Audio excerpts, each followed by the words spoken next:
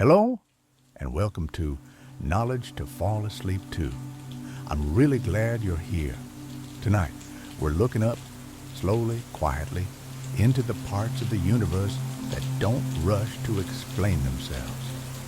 A visitor from another star system that passed through our solar neighborhood and vanished. Objects in our skies that move in ways we don't yet understand.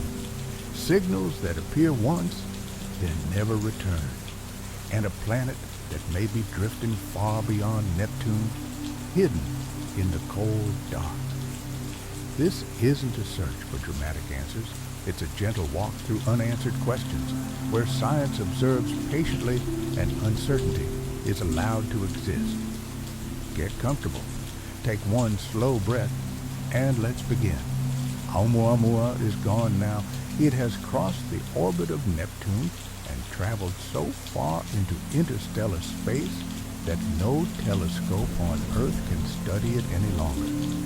Its origin and true nature remain unresolved, fueling one of the most intense debates in modern astronomy. Was it a fragment of a shattered planet, ejected from a distant star system and sent drifting toward us by cosmic chance? Or was it something far more unsettling? A piece of extraterrestrial technology, intentionally or accidentally dispatched into our solar system by an unknown intelligence?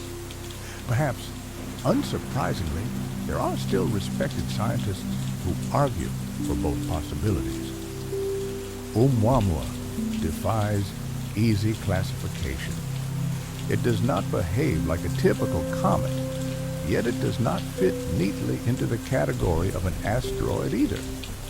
And this ambiguity matters, and because 6 additional objects have since been identified within our own solar system that share Oumuamua's most puzzling trait.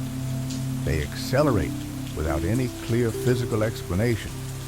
I'm Alex McColgan, and you're watching Astro. Today, we're exploring Oumuamua and these 6 newly identified objects, now known as dark comets, along with the competing theories scientists have proposed in their effort to explain something that, even now, resists a definitive answer. To begin, Oumuamua was the first confirmed interstellar object ever detected passing through our solar system. It was discovered on October 19, 2017.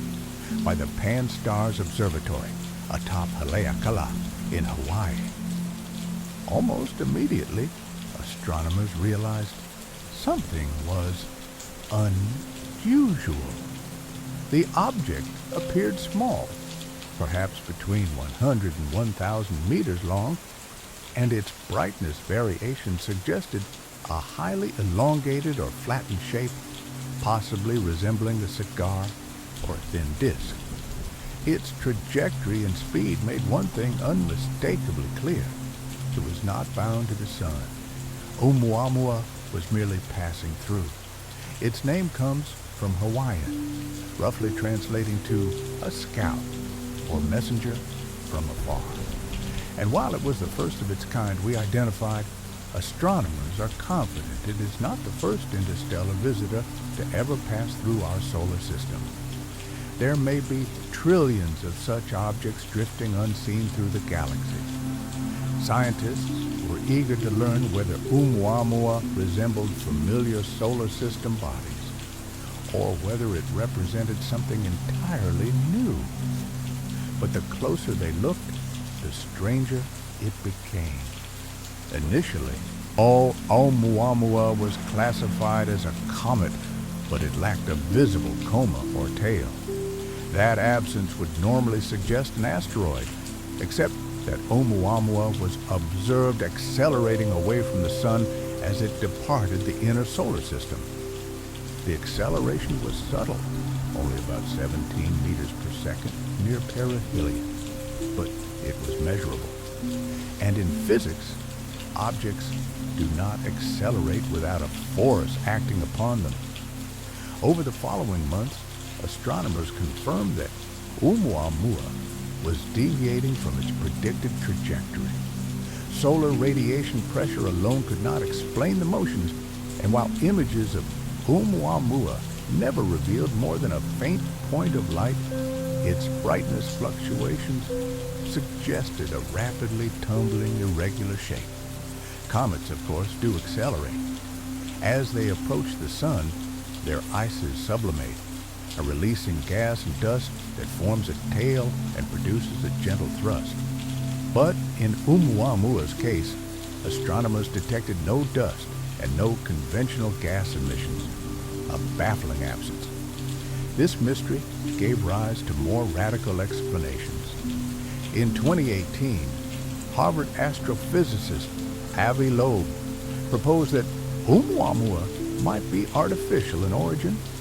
He argued that solar radiation pressure could account for the observed acceleration, but only if Oumuamua were extraordinarily thin, perhaps less than a millimeter thick. Such dimensions, he claimed, were unlikely to arise naturally. Loeb suggested Oumuamua could be a light sail, a piece of extraterrestrial technology designed to harness stellar radiation for propulsion. The idea was controversial, and many researchers pushed back. In 2020, postdoctoral researcher Darryl Seligman, along with collaborators, proposed an alternative explanation. Perhaps Oumuamua was releasing hydrogen gas as invisible to most telescopes, providing thrust without producing a visible coma.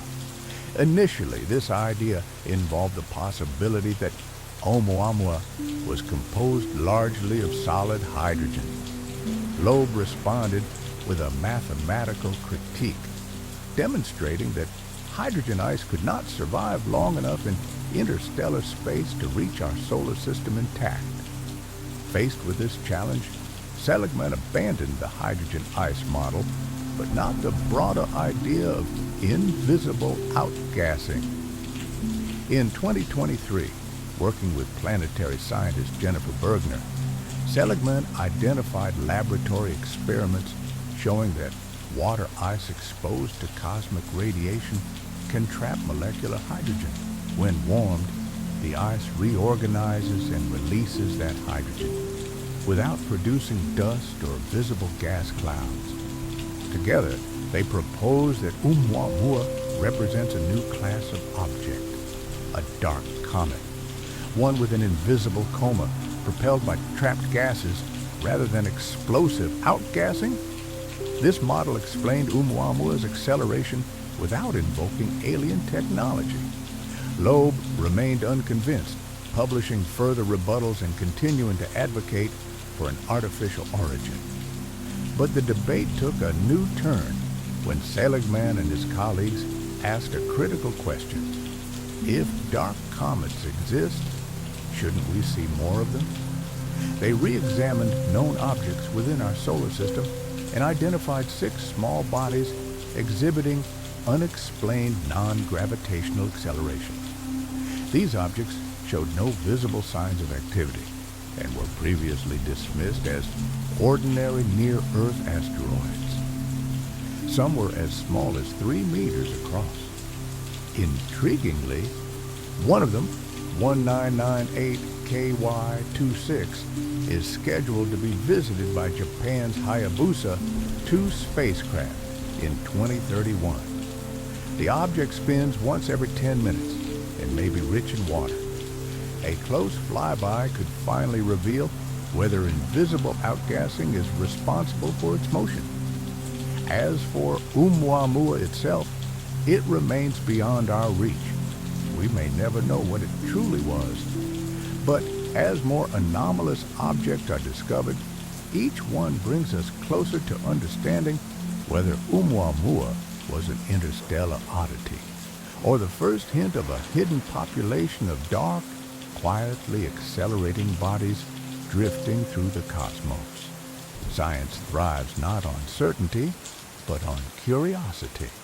And the deeper we explore the universe, the more often it surprises us. In the end, all of this does mean something. For years, the U.S., Navy treated UFO reports as a career risk, something pilots kept quiet about. But that culture began to change. The stigma was deliberately stripped away, and aviators were actively encouraged to document what they saw. The result was immediate. 247 new reports were filed, and another 119 incidents, previously unreported, were added retroactively. Suddenly, the pattern looked less like a handful of odd stories and more like a steady drumbeat, almost one incident per day. In total, the number of unidentified cases rose to 510. So what are these things? The uncomfortable truth is that the category may be plural. The unknowns don't behave like a single phenomenon with a single explanation. Some appear drone-like, or with the Navy even detecting the radio signals to and from them. Yet they remain airborne longer than any commercially known drone should be able to manage. Others move like aircraft in formation, demonstrating bursts of acceleration that defy expectations.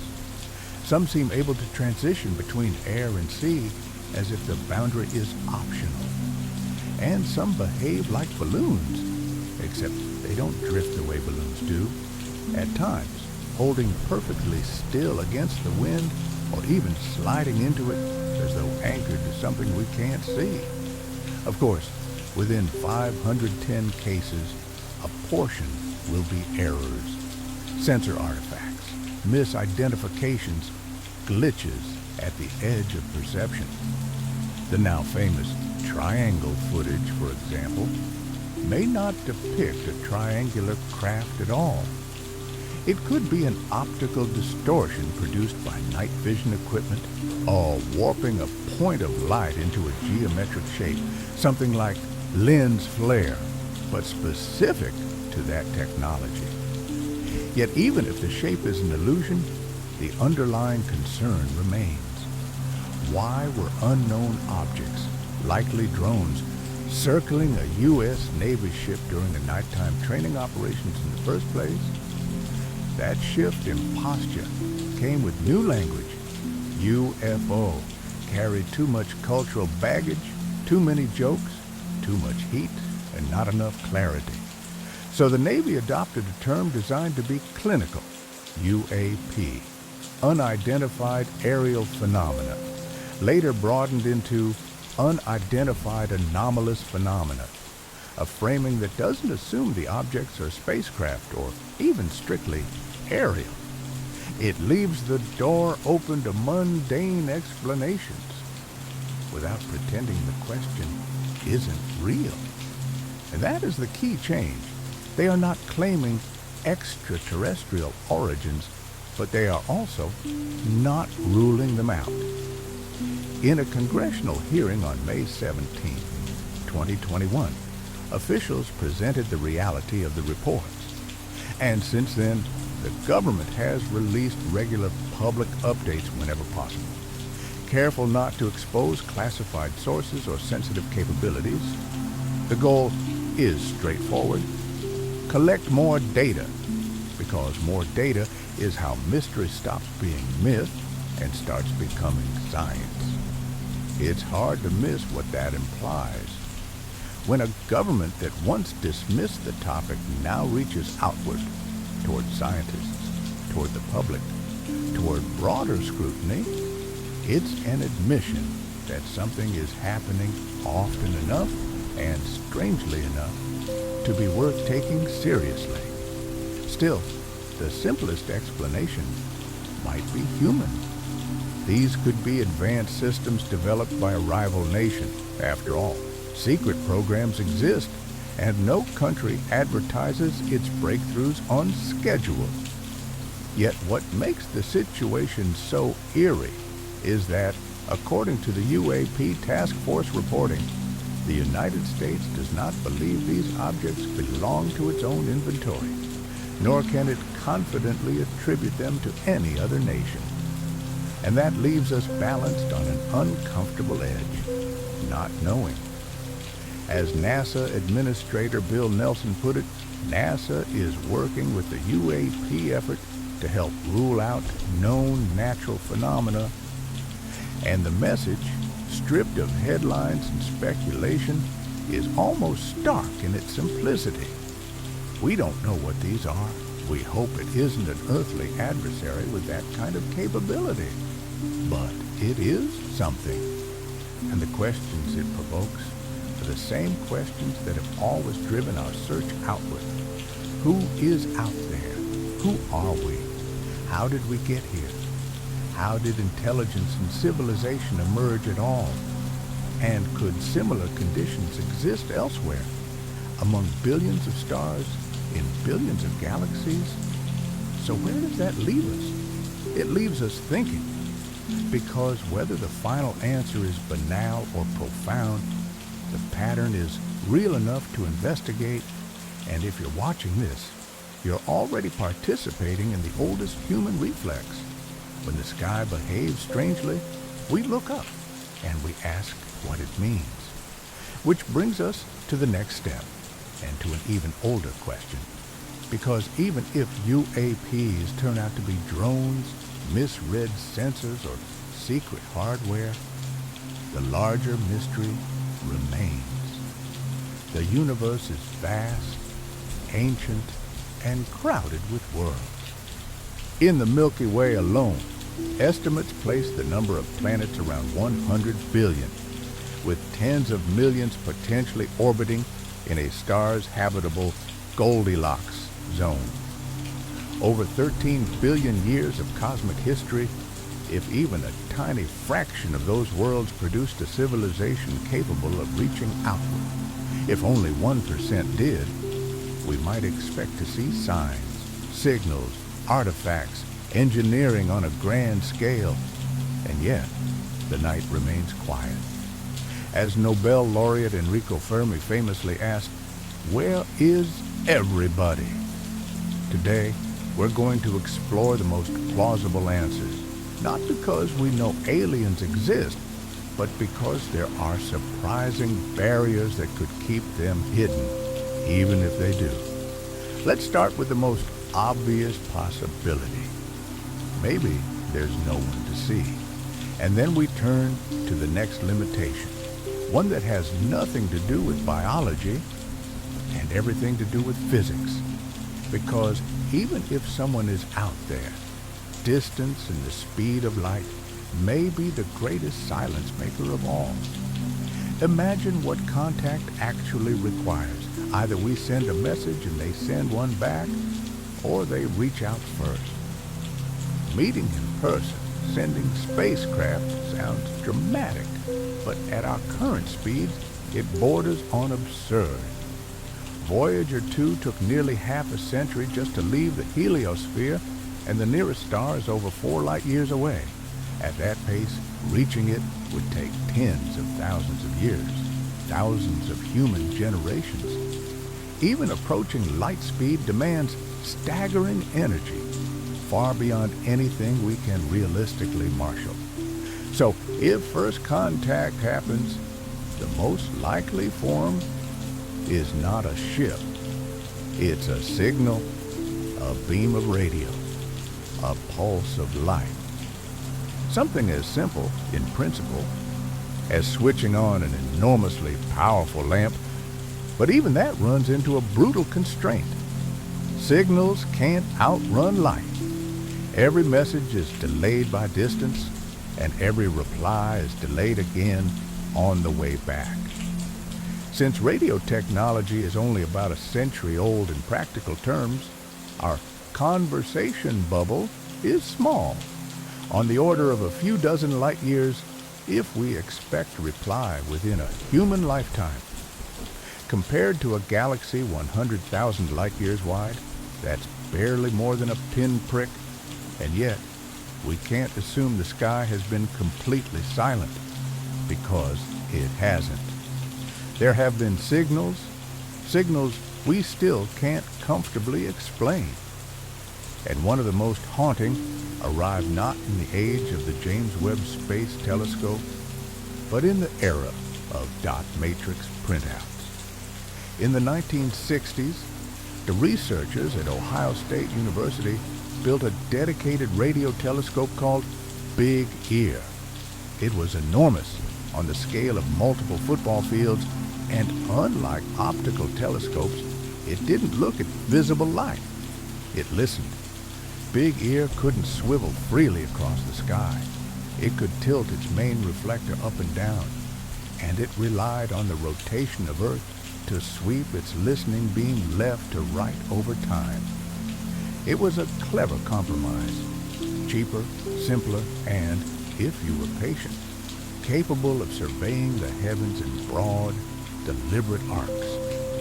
Night after night, Big Ear scanned a thin strip of sky, searching for anything that didn't fit the familiar background noise of the cosmos. And in 1977, it found something. On August 15th, a powerful radio burst arrived and lasted 72 seconds. It was so strong, about 30 times above the usual cosmic background, that the researcher who saw it circled the printout and wrote a single word in the margin: wow. The signal's intensity rose smoothly, peaked, and then fell away with eerie symmetry, more like a steady transmitter briefly sweeping through the telescope's field of view than the jagged flicker you'd expect from random astrophysical noise. For a moment, it felt like the beam of a lighthouse passing across the Earth, bright, unmistakable, and then gone. The team waited for Big Ear to swing back to that patch of sky. But when it did, the signal had vanished, and it never repeated. If you want, I can continue by rewriting the next beat right after this, where you pivot from wow into the modern era, BLC1 FRB SI, while keeping the same tone and tight logical chain. And since that night in 1977, despite occasional follow-up checks, we have never heard another wow from that same patch of sky. So what was it? A malfunction inside Big Ear's electronics? A brief, natural burst from some ordinary source we didn't recognize at the time? A comet passing through the beam at exactly the wrong moment? Or, more provocatively, a deliberate transmission from an intelligent civilization that happened to sweep across us once, and only once? We don't know. And it's worth admitting how easily the extraordinary can masquerade as the impossible. When pulsars were first discovered, those eerily regular radio beacons, some researchers half joked, half wondered whether they were LGM, little green men. The truth turned out to be beautifully natural. The universe, it seems, is fully capable of producing phenomena that look engineered until we learn the physics behind them. The wow signal may eventually join that list. Perhaps one day we'll detect something similar again, and the mystery will collapse into a normal explanation. But there's a technical catch, one that matters more than most people realize. If you're running a telescope and you detect a signal like wow, the obvious scientific instinct is simple. Keep the instrument pointed right there and wait. If another pulse arrives, you want to be listening. Big Ear couldn't do that. Its design meant it was largely a passenger to Earth's rotation. It could not physically lock onto the same celestial coordinates for more than a brief moment as the sky drifted overhead. Ken, that means we don't actually know whether the wow region stayed quiet or whether it kept talking after Big Ear moved on. 100 more bursts could have arrived in the next hour, an entire symphony in a sense, and Big Ear would have heard only a single note as it swept past. And that limitation points to a deeper dilemma in the search for intelligence, strategy. Organizations like SETI work under harsh constraints. The sky is unimaginably large, telescope time is expensive and budgets are finite. They cannot afford to stare at one point for decades on the hope that someone out there chooses that exact direction at that exact time to transmit again. So instead, they scan broadly, efficiently, trying to cover as much of the cosmic ocean as possible. It's a practical approach, less like camping at one fishing hole forever, a more like casting widely again and again, hoping the net catches something unmistakable. The problem isn't the scanning. The problem is what comes after. Because over the years, there have been many almosts, strange transient signals and anomalies that don't fit neatly into known categories. But without sustained follow-up, without years of patient targeted observation, most of those hints remain not just that, hints.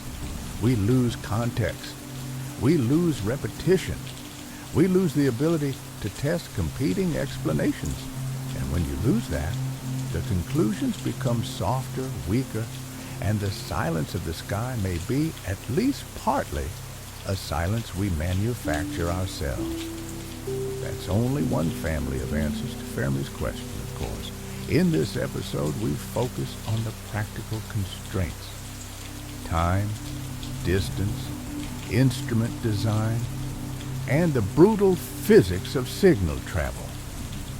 There are other explanations too, more theoretical, more speculative, ideas that say as much about us as they do about the stars.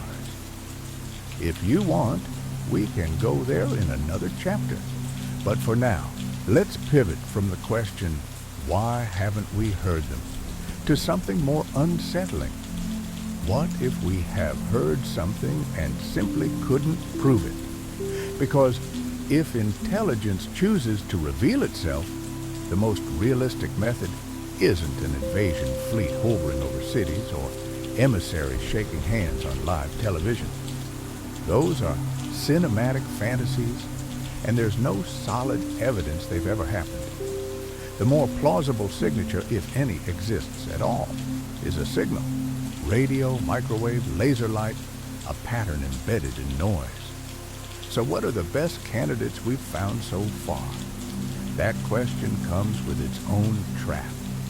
We don't actually know what an alien hello would look like. An extraterrestrial civilization might encode information in ways that feel obvious to them and meaningless to us. And worse, the kinds of signals that seem artificial to our eyes can sometimes be produced by natural processes we haven't learned to recognize yet. So the only honest method is elimination. You don't prove aliens first. You rule out everything else until the remaining explanation, however uncomfortable, is the one you're forced to accept. With that in mind, consider a modern example. In 2019, as part of the Breakthrough Listen program, astronomers observed Proxima Centauri, the nearest star to the Sun, using the Parkes radio telescope in Australia. The original goal wasn't aliens. They were studying stellar activity, flares, and the natural radio environment around a red dwarf. But when researchers later combed through the data, they noticed something strange, a signal that would become known as BLC1. It was compelling for the same reason wow was compelling. It didn't immediately behave like ordinary interference. It persisted for hours, longer than a typical satellite pass. Its frequency drifted, suggesting relative motion, not a fixed transmitter sitting on Earth. And most intriguingly, it was narrowband, a thin, clean spike in frequency space. Nature usually makes messy broadband noise. Narrowband signals are what technology makes, human technology at least. For a brief moment, BLC1 looked like the kind of thing SETI dreams of. Then the follow-up began. When researchers examined the broader data set, they found similar radio features appearing at other times in other directions. patterns consistent with human-made interference leaking into the system in a way that could mimic an astronomical source. And crucially, BLC-1 never reappeared in later observations of Proxima Centauri. No repetition, no confirmation, no way to pin it down. So BLC-1 joined the long list of candidates that are fascinating and frustrating. Another candidate illustrates how carefully SETI tries to reason from physics. Back in 1960, Frank Drake's early SETI work was guided by a simple idea. If civilizations want a universal meeting place in the radio spectrum, they might choose the hydrogen line around 1,420 megahertz, because hydrogen is the most abundant element in the universe. It's a kind of cosmic landmark, a frequency any radio-capable species could discover and consider significant. That assumption is speculative, but it makes certain detections more interesting. In 2003, a signal known as SHGB02 plus 14A was detected 3 separate times using the Arecibo telescope, with computing power distributed across millions of home computers through SETI at home. It wasn't easily explained as obvious interference. It didn't come with a neat natural explanation either, but it was weak, ambiguous, and its behavior raised hard questions. Here's one of them: Doppler drift. If a transmitter is located on a rotating planet or a satellite in orbit, the frequency we receive should drift in a characteristic way as the source alternately moves toward us and away from us.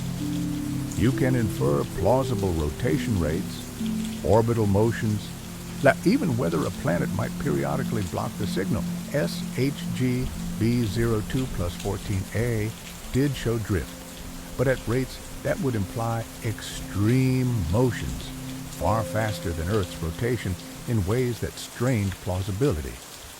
And then there was the strangest detail of all. Each time it was detected, it seemed to begin at essentially the same frequency again, as though the transmitter restarted at the same start line every time. Catching an orbiting beacon at the same initial frequency on 3 separate occasions is statistically unlikely unless there's some artificial scheduling, or unless what you're seeing isn't a beacon at all, but an artifact of the detection process.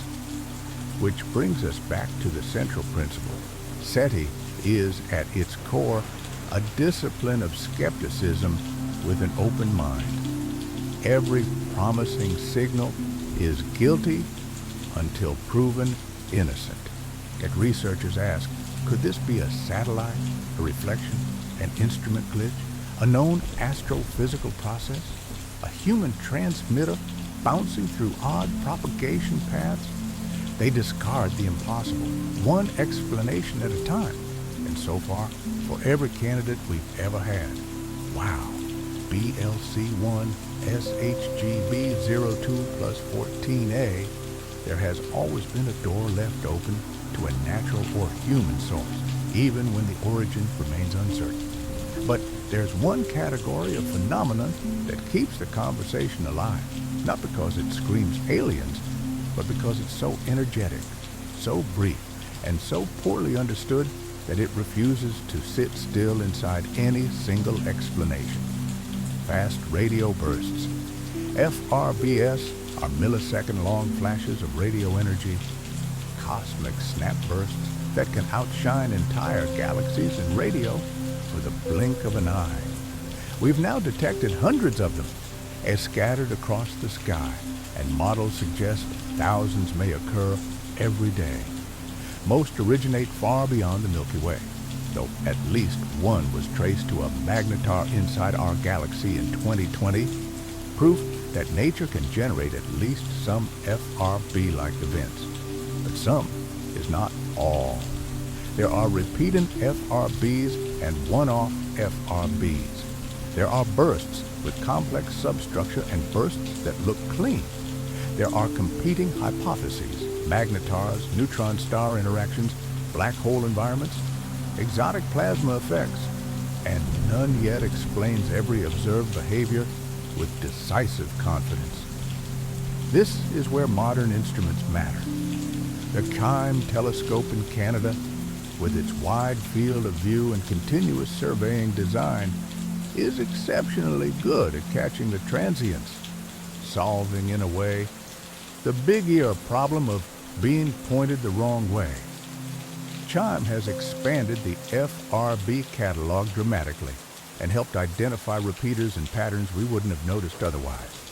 And maybe, eventually, FRBS will become another pulsar story.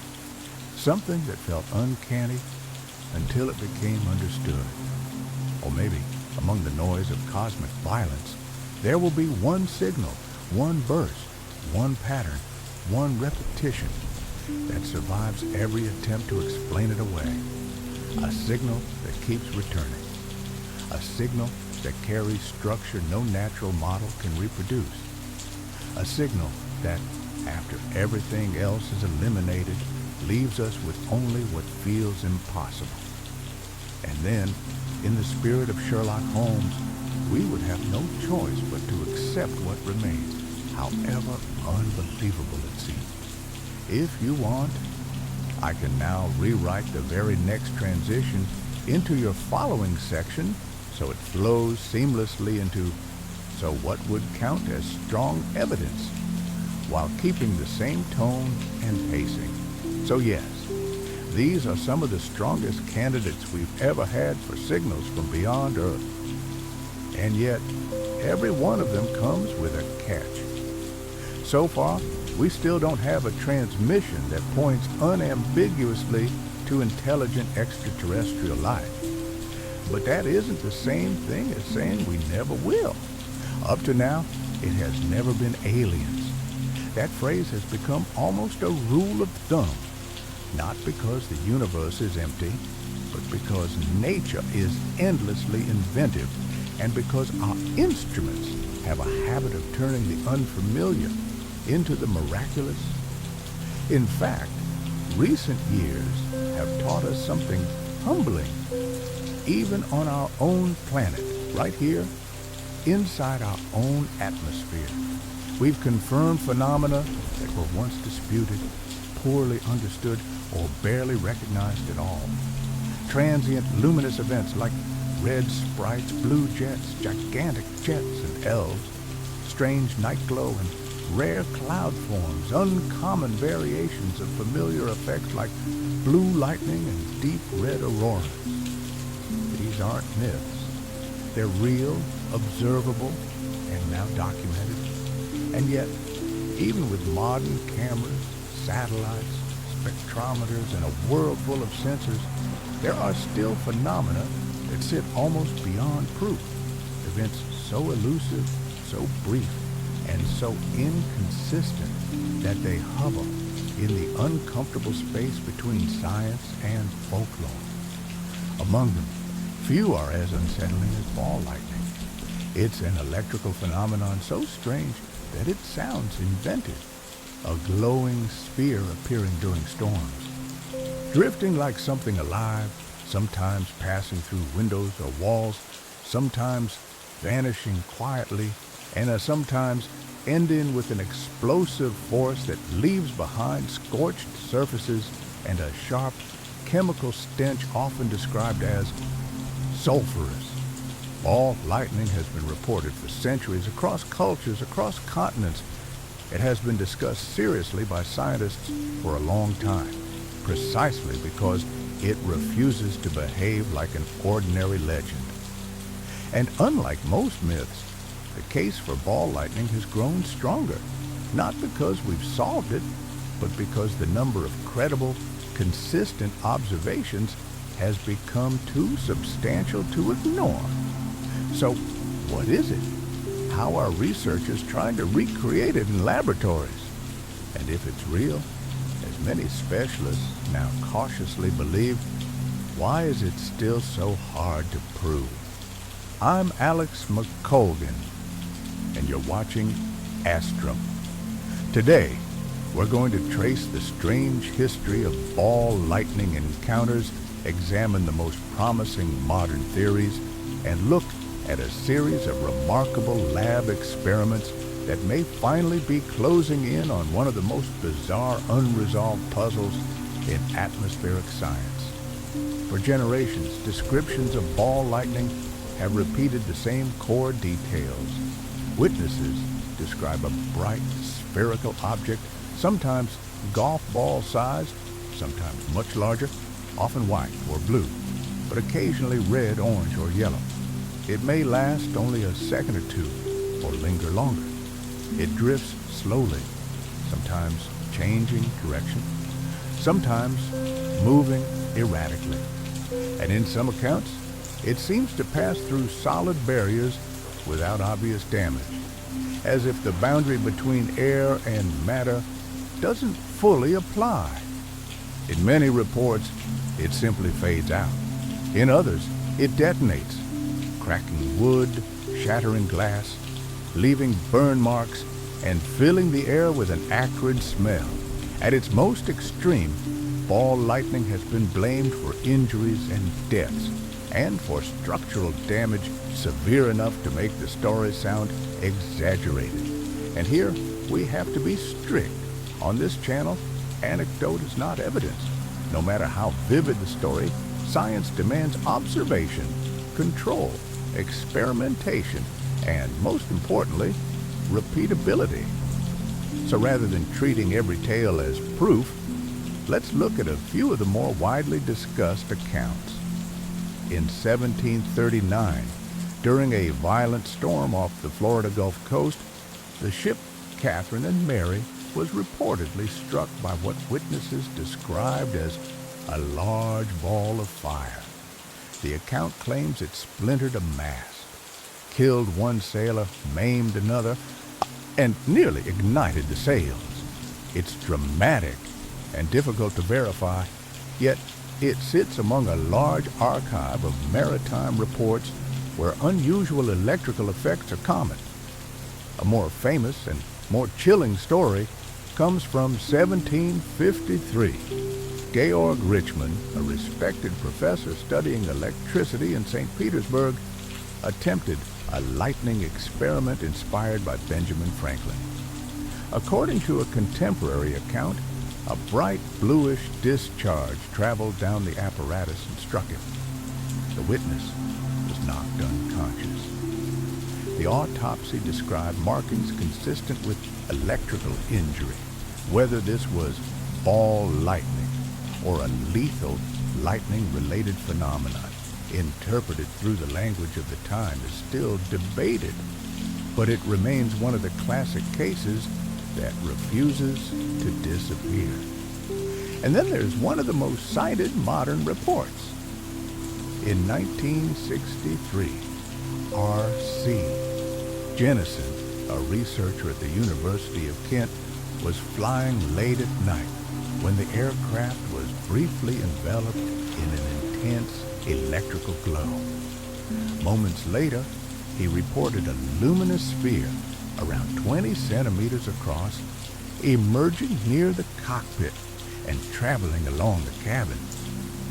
Jennison later published the observation in Nature in 1969, and it helped push ball lightning back into serious scientific conversation, because it wasn't coming from a superstition.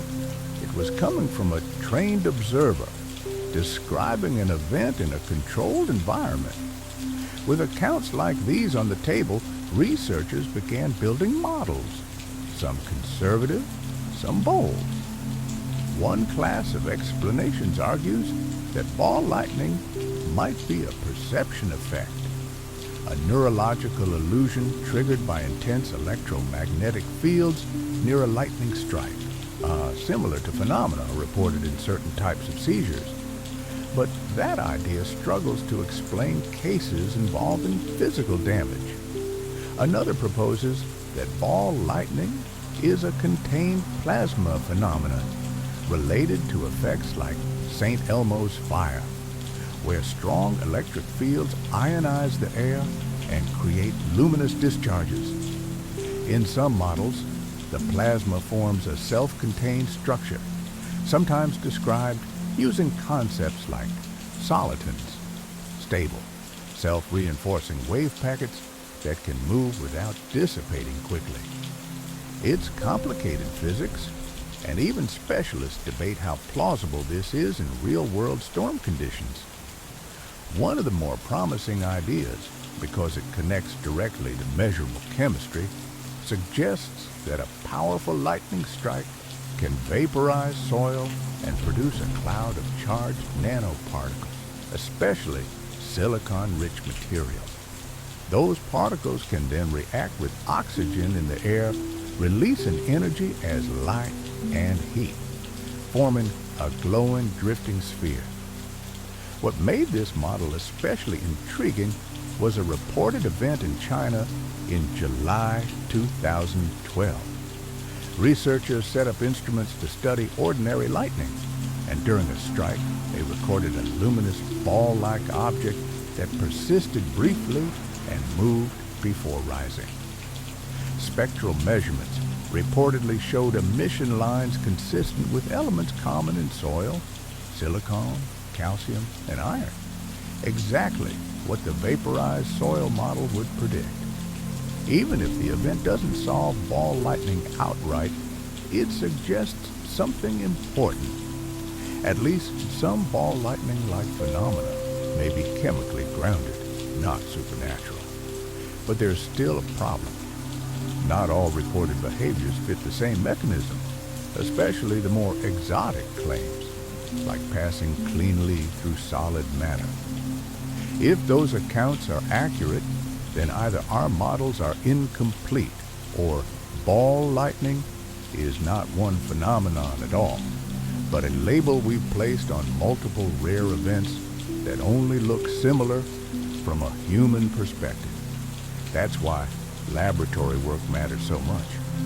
In the lab, you don't just hope to witness the phenomena. You try to manufacture it. Some experiments have produced ball lightning-like effects by discharging high voltage into water.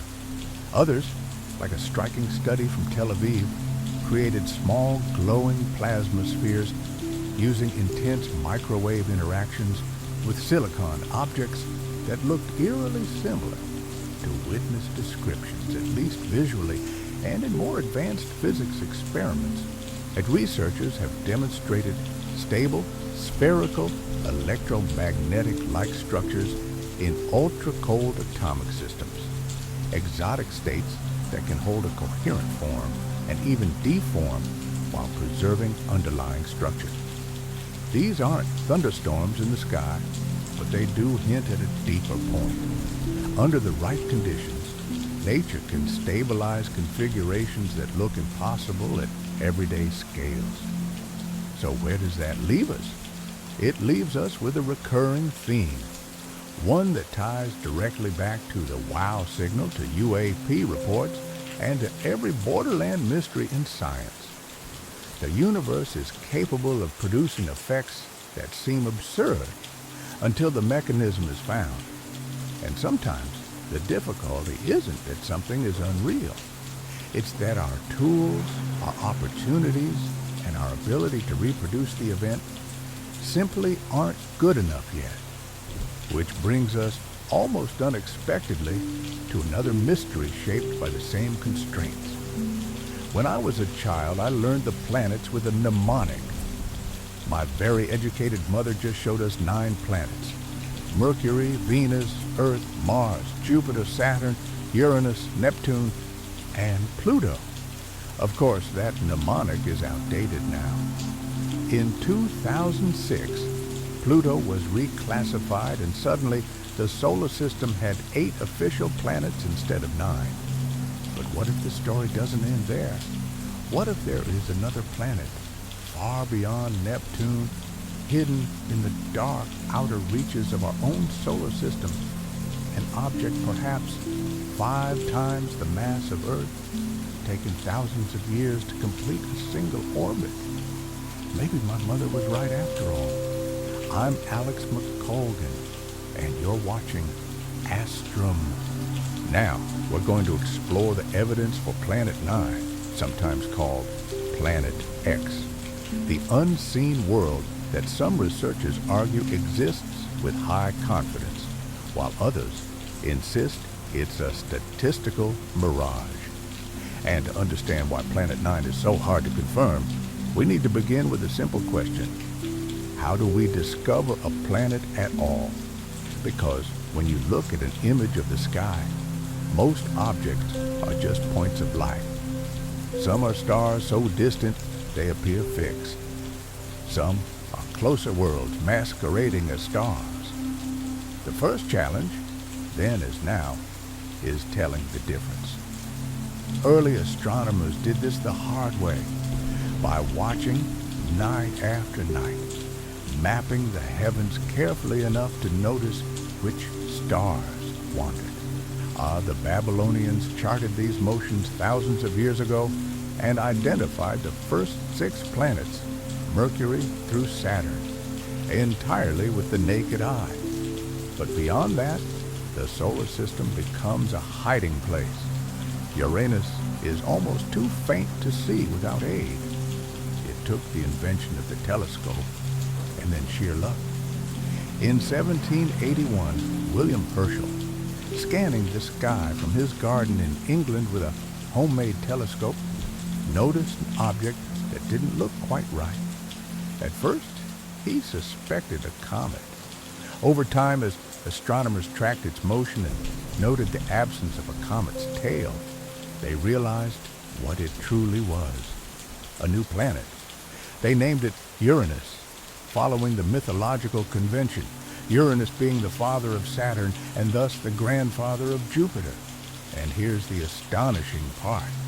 Once Uranus was known, astronomers discovered it had been recorded before in star catalogs going back centuries, misidentified as an ordinary star.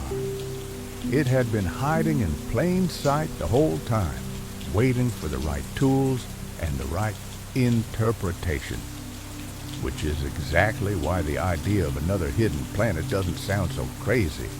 Because in the outer solar system, darkness is not empty, it's camouflage.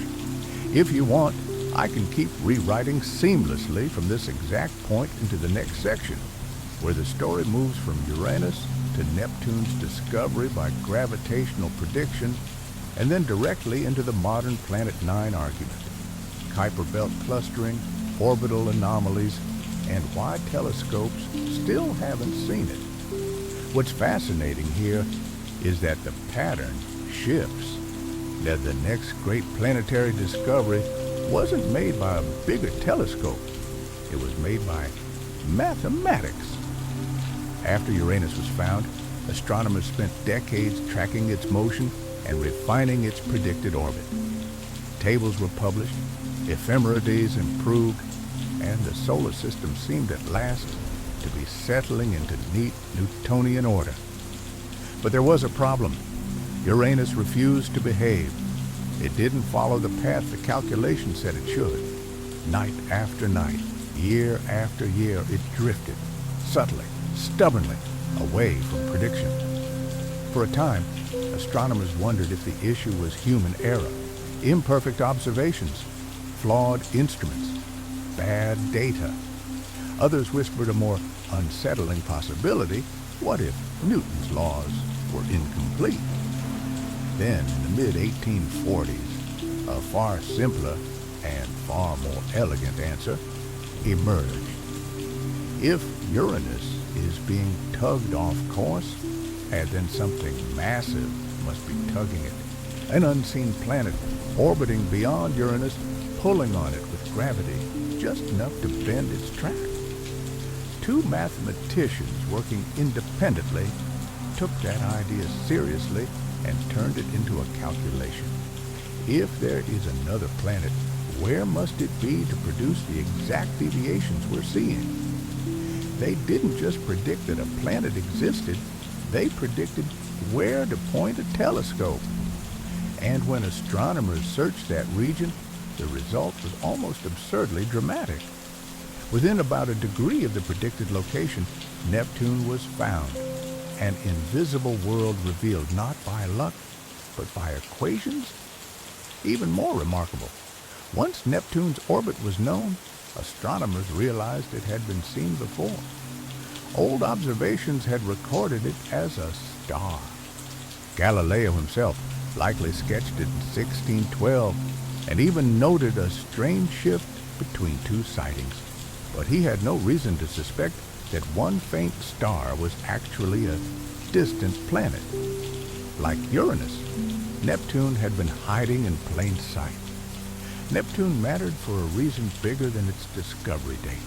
It marked the first time a planet's position in our solar system was effectively computed into existence before it was confirmed by observation. It proved that gravity could point to what the eye could not. And once you've done that successfully, it's only natural to try again. That brings us to Planet X, what many now call Planet 9. In the early 1900s, the idea took hold that Neptune alone might not account for all the subtle irregularities astronomers believed they were seeing in the outer solar system. Percival Lowell became convinced that there was another planet still farther out, massive enough to leave fingerprints on the motions of known worlds. He devoted years, essentially his life, to the search, and even after his death, his funding helped keep the hunt alive. In 1930, that search produced Pluto. But Pluto turned out to be far too small to be the gravitational giant Lowell had imagined. It wasn't Planet X. And for more than a century after Lowell's obsession began, the true extraplanet, if it exists at all, has remained unseen. So why do scientists still take the idea seriously? For the same reason they did before Neptune was found. Because not everything out there seems to orbit the way we expect. In 2016, does astronomers Mike Brown and Konstantin Batygin argued that a strange pattern was emerging among some of the most distant objects beyond Neptune, in the Kuiper belt and the even farther scattered disk. A small group of these icy bodies, on long, stretched, eccentric orbits, appeared to be clustered in a way that seemed statistically unlikely by chance. It was as if their orbits were being herded, aligned, and shaped by a single, distant gravitational sculptor. Their proposal was bold: a planet roughly 5 to 10 Earth masses, orbiting the Sun at hundreds of astronomical units away on a long, tilted, elongated path. A world so far out that a single year there could last 10,000 years on Earth. A place where sunlight is so weak that the sun would glow more like a brilliant star than a warming disk, closer in brightness to how our moon lights the night than how the sun lights the day. They argued the evidence was strong enough to assign high confidence that such a planet exists. But not everyone agrees. Other teams, using large surveys that have discovered and tracked many Kuiper belt objects, have argued that the apparent clustering could be a selection effect. We notice patterns in the few objects we can detect because the ones we can detect are biased by where our telescopes look, how long they look, and what kinds of orbits make an object easier to spot. In that view, the alignment might be partly an illusion created by limited data. And that leads to the obvious, almost brutal question. If Planet 9 is out there, why haven't we seen it? On paper, the hunt sounds straightforward. We have powerful telescopes. We can photograph huge swaths of sky with incredible sensitivity. We can run algorithms that compare images across nights and look for the one faint point that shifts position like a planet. But Planet 9, if real, would be the perfect hiding target. At those distances, it would be extraordinarily dim. It would move painfully slowly against the star field, and the search area is vast because even a beautiful mathematical model still leaves a wide range of possible positions along a gigantic orbit. Neptune was found quickly because its predicted patch of sky was tight and near the ecliptic, and because the planet was bright enough to stand out. Planet 9 is likely neither. So the search continues in two complementary ways. One is direct observation, deep surveys with powerful instruments. Subaru is often mentioned because it's well suited to scanning faint, distant objects, systematically combing the most promising regions of sky. The other is indirect and computational, mining existing survey data, looking for a dot that is just barely not a star, a dot that shifts by a tiny amount over months or years, easily overlooked unless you know exactly what to ask the data. And there's one more possibility, one that ties back to Uranus and Neptune in a strangely poetic way. What if we've already photographed Planet 9 and mislabeled it as just another star? With millions of sources in modern sky surveys and with an object that barely crawls across the background, it's not impossible that it's sitting in an archive right now, quietly waiting for someone to notice that it's not where it should be. That's why the hunt is still alive. It's tedious work, yes, staring at endless fields of faint points, searching for the one that suddenly misbehaves. But it's also thrilling because history has done this to us before. Uranus was seen and mistaken for a star. Neptune was seen and mistaken for a star. And both were discovered only when the right method observation, then mathematics finally made the invisible undeniable. Planet 9 might not exist at all. It could be a statistical mirage, or a story our data is accidentally telling us, or it could be real. And if it is real, it may not be found by the people who predicted it. It might be found by the person who simply notices the one dot that moved. If you're still awake, you can continue to the next chapter. Otherwise, I hope you sleep deeply and dream gently. Good night.